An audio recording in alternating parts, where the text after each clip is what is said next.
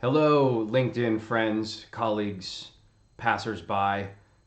Great to see you. I wanted to create a quick video, and I just turned this camera on and realized how horrifying this must be for my coworkers. Had to have to look at this every day.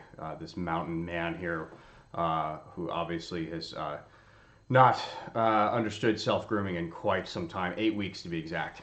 Anyway, wanted to point out this really great article that was written a week or two ago in a publication called The Information by a guy named Sam Lessin, who's actually here in the Bay Area, former Facebook. He's a serial entrepreneur. He's a venture capitalist. A really smart guy, really thoughtful around this space of distributed work, distributed teams, that sort of thing.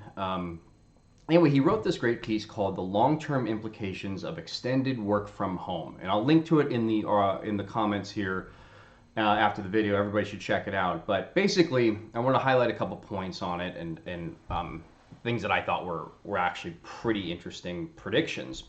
So COVID obviously is forcing everyone to figure out distributed teams, right? It's a forcing function. And it was interesting. Sam did a little survey. It's only 500 participants, so it's not super scientific, but the results were interesting. So less than 20% of the people he surveyed thought they would ever go back to the office for 5 days a week. And more than 60% of them actually said they would probably go back 3 days or less per week. And so what's interesting here, and so this is startups and big companies, and I mean, here our little startup, Brain Trust, we've never had an office, so our team is fully distributed around the world. Our talent network is comprised of hundreds of people in dozens of countries, most of whom have never met. And so one of the things we've been able to do is teach some of our larger clients through these executive briefings, like what works, what doesn't, what are best practices, what are ways that can help you make this work.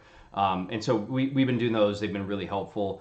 But there's some interesting foresights here that Sam has highlighted in his article. So when you force big companies to look at permanent distributed teams, you're unlocking lots of opportunity for new talent. I've always said talent is equally distributed around the world. Opportunity is not, right? Especially in the United States, most economic opportunity is concentrated in places like Silicon Valley or Los Angeles or New York. And this COVID has forced us to rethink that. So I think what happens here, and what Sam writes and what I completely agree with, is you're going to have this interesting unwinding of the super expensive cities that are very, very difficult to live in, like San Francisco and New York. And you're going to have talent that are now able to sort of break out of those cities because they can work from anywhere and right now are being forced to.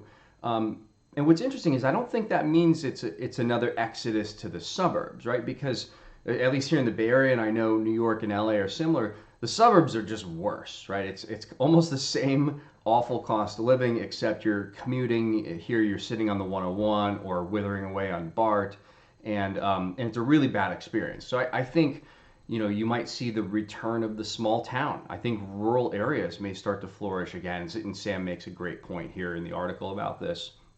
So, who are the winners and losers here? I think this is obviously really bad for commercial real estate in expensive cities. The demand for these kinds of offices is going to fall off.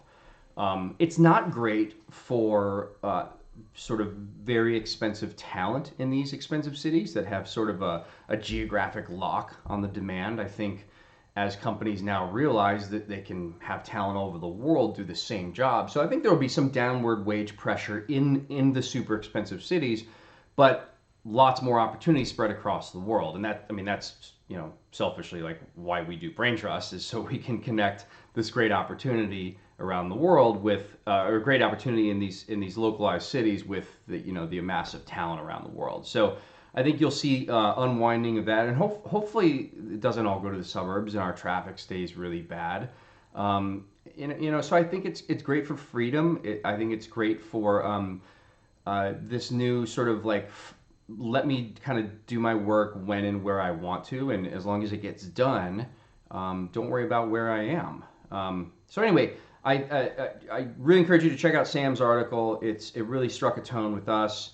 Also curious to hear all of you guys, what do you think about the future of remote work? Do you even want it? I mean, there's a lot of you probably sitting at home right now saying, you know, I don't know, I have 3 kids here driving me crazy, and yeah, I'd rather lock myself in any commercial space for any amount of time to get away from that. We have to remember, like, our kids will go back to school, like, things will go back to normal eventually. But I'd love to hear. So comment. What do you think? Will your company support working from home? If you're a CEO or if you're a manager, will you allow working from home? Let us know in the comments. Great to see you guys. Thanks.